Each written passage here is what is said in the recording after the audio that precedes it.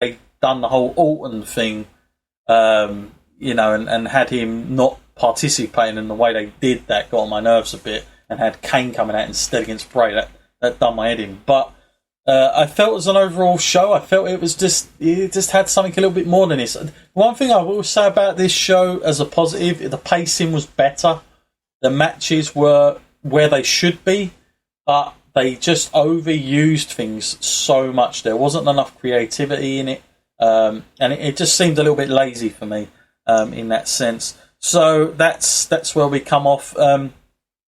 As far as going forward, Matt, do you have any suspicions that they might pull out a Chris Jericho Seth Rollins match along the line somewhere?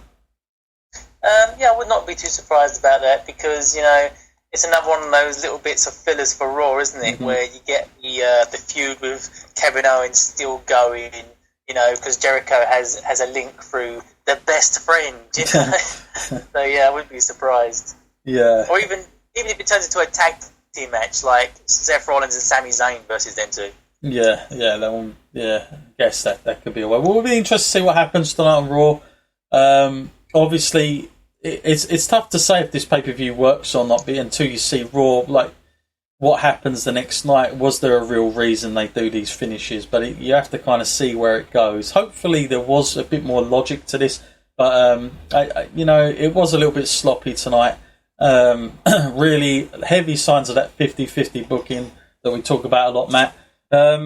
Let's take some questions, shall we? Because we got some reaction from last night, but we also have many questions that came in before this show from everybody. And don't forget, folks, like I said earlier, if you want to get in touch with the podcast, feel free to email us at the Wrestling Skull Podcast at gmail.com. You can hit us up there with any of your questions. We'll be happy to read them out. And if I don't read them out, I tend to always reply to you via email. So that's the way we do it.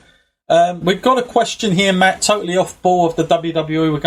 We're going way out there. We're going to Broken Matt. This is from K Legstar. Very interesting name there. But K Legstar has a question on Matt Hardy, and he or she has heard that there are rumours sniffing around, Matt, that Triple H and Vince McMahon have been very impressed with Matt Hardy. Do you think there is a potential signing in the making for next spring when his contract comes to an end?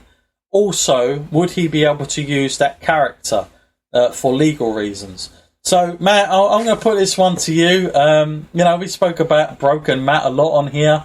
It got a very negative reaction. I'm the same, but I have to say it's different. It's unique. Matt Hardy coming to WWE. Is this, first of all, is that something you would like to see before we talk about if it could happen or not? I would not be against it. I think it's the best kind of Matt Hardy they could get. Matt Hardy from the old version of the WWE or WWF version, I don't think these days that would go down too well. Pretty much like the Dudley Boys haven't. They came back, they had that nostalgic feel, but they really haven't had an impact. I think it would need to be the evolution of his character, the Broken Matt character. They could do stuff with that. I mean, there's obvious connections with Bray Wyatt. They could tap into that, but you can work with pretty much anybody. So that would be the version that I'd be most interested in. And as far as legal reasons go, and that I can't say I'm 100% positive on the sort of way they would go with that, but from what it looks like, he's been able to use his Broken Matt kind of gimmick on the indies, so I don't see why not. Yeah, the thing is look, I have a thing about this, and it's positive and negative, because first of all, and I said this before about that character, is that in TNA, from what I understand, from what I've read up, Matt Hardy has a lot of creative influence in TNA. Like, he is scripting his own stuff. There's nobody writing for Matt Hardy. Matt Hardy is doing this all himself. Now, when he gets to WWE, he's going to have writers all of a sudden thinking that they know the character. There's going to be problems. There's going to be issues of how that character is supposed to be used, what he is, and all the rest of it, because this has come from Matt Hardy's head. essentially. He's come up with this. And, you know, I've got to give it to the guy. I didn't think it was that great to start with, but it's different. It's making TNA a little bit unique, a reason to tune in to see what wacky thing he's going to do next. I think that's all good for TNA. I think it's great for Matt Hardy. Not too sure about Jeff, but great for Matt Hardy.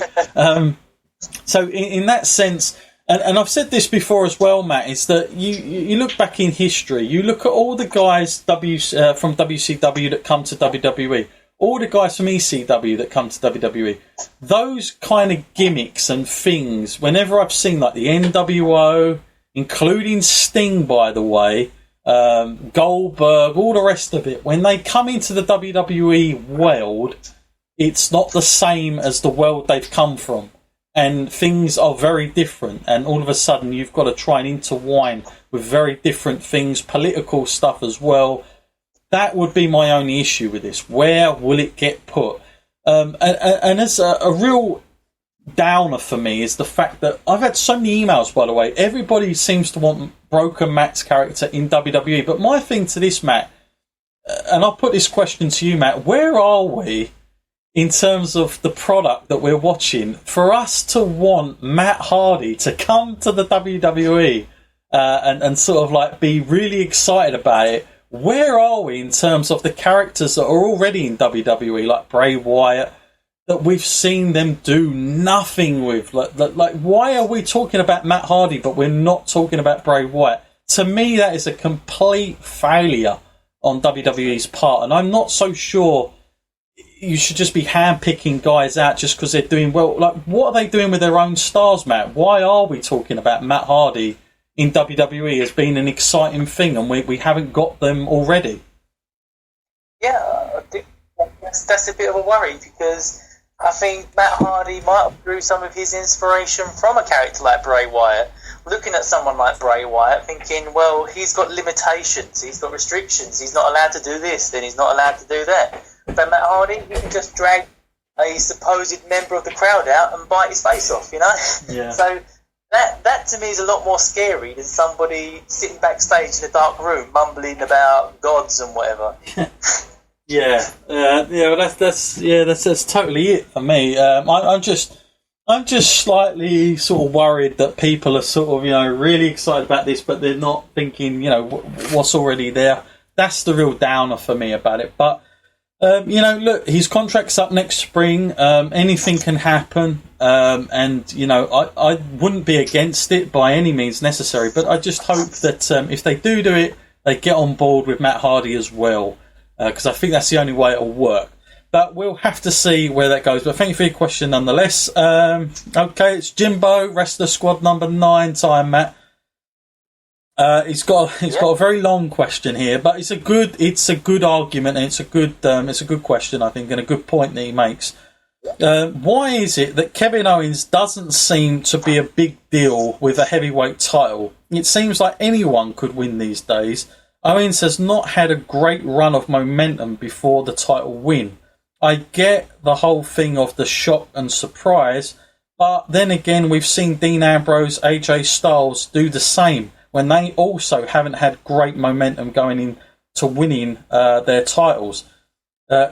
It could have been Rusev, Bray Wyatt, Cesaro, etc., that could have easily won these belts. What has happened to the WWE structure of making great stars stand out? Everyone seems to look the same and be on a level playing field.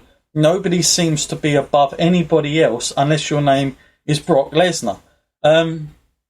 It's a good point he raises, because until he said it, Matt, I probably wouldn't have looked at it like this way, but it's almost like, because of this 50-50 booking, Matt, nobody is above anybody else, quite frankly. And to be honest, as much as I am a fan of Kevin Owens, he's right in the sense of saying it could have been Rusev, it could have been Bray. Like, those guys have been around longer than Kevin Owens on the main roster.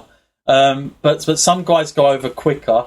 Like Sheamus, he was there, but now look where he is. Everybody just seems to be so equal. Nobody wants to seem to do like the whole rub anymore. And there's too much. Maybe there's just too much protecting going on with with the 50-50. Maybe we're seeing that too much, and we're not, other than perhaps a Roman Reigns, I've not seen guys being that well protected. What's your theory on that, Matt? Yeah, there is a little bit too much of that going on. It is a little bit worrying. But, on the other hand, I do kind of like the experimentation, Mm-hmm. It's kind of like my favourite kind of time when a new champion comes along. I really liked it when they sort of gave Finn Balor the championship. I thought, okay, this is exciting, where could this go? It was a shame that we didn't get to find out how that would pan out. Owens, he does now kind of feel like a backup. I was hoping for a long time he'd get his chance, but I think he came under the wrong circumstances.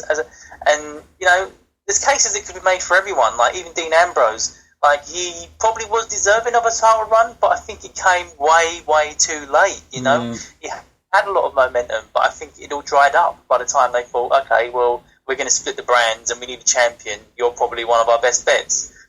Yeah. AJ, on the other hand, though, I thought he was a guy that could have walked into any company and be a champion.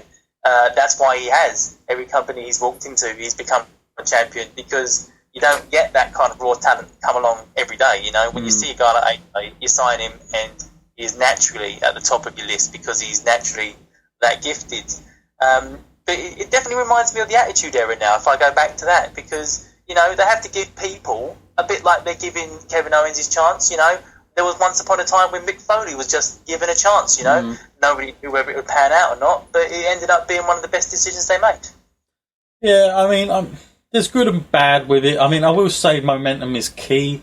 That you need to kind of like pull the plug on some things, but you also need to inject something on at the right time. I mean, Kevin Owens, if he'd have been a little bit more protected this year, going back to WrestleMania and the matches he had with Dean Ambrose over the Intercontinental Belt, the tag stuff he's done since then. I mean, if they'd have built Owens like they did when he first come on the scene, I would have said, yes, this is perfect. It's a great time, but they haven't done that. Same can be said for Dean Ambrose. I mean, if you look at his match wins and losses on pay-per-views, it's up and down all the way along.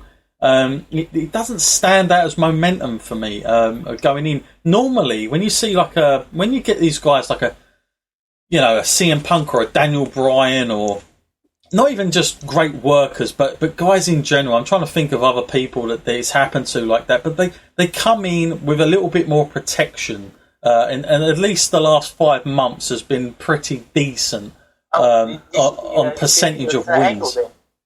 Yeah. That's a good point. So, yeah, I do feel that they are getting that wrong. I think sometimes you look at like people jumping over people like Bray Wyatt. You think, what's happened there? Why isn't Bray Wyatt, who's had like back-to-back matches with incredible wrestlers such as The Undertaker and John Cena at WrestleMania, why is he not anywhere to be seen? All this. It's fascinating to see who they go with at times, for sure. But I guess we can only see and hope and wait that things do pan out for these guys, that they make the champions. I mean, AJ Styles, like Matt said, I think is a decent shout. I wish they'd have been a little bit more protective of him, but at least he got the rub from John Cena. That's something, and it makes a hell of a lot of difference, Matt. I mean, for instance, AJ's a great example. He's just come off of SummerSlam. He's beat John Cena. Now he's going for the title. If he wins the title, we're all saying that guy, he's deservedly, we already know AJ's deserving anyway, but so is Dean Ambrose. But the difference is that we've seen AJ beat a big name like John Cena clean. And that has momentum for him. And so by the time he wins it, we're believing it a little bit more. I think for Dean Ambrose, it just came that little bit too late. We were already kind of thinking, we it should have happened sort of last year. So that would be my only issue for it. But thank you for your question, Jimbo. Great point that you make. Next question from Dallas. Haven't put where you're from, but maybe it is Dallas. Okay, is there... Oh, got another Kevin Owens question here, Matt. Is there likelihood of having Kevin Owens face Brock Lesnar at the Royal Rumble? I've heard this all over